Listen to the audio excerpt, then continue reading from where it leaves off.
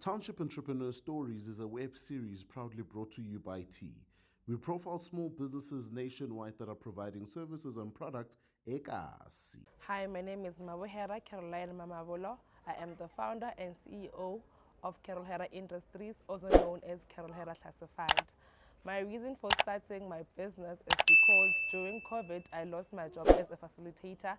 I went to opening my clothing company where I saw making personal garments for individuals, and then I went into opening my own brand by sewing gowns and bonnets, as you see.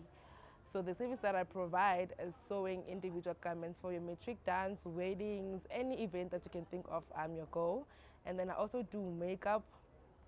As you can see my face, I do face paint, and I also do individual lashes. Where you can find me is at Alexandra, 5114 Alexandra.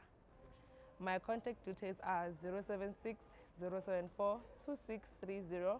My email address is ntabisencaroline@gmail.com, and my handle on Instagram and Facebook is Cardhera_classified. Hi, my name is Caroline Mamabolo. I am a township entrepreneur.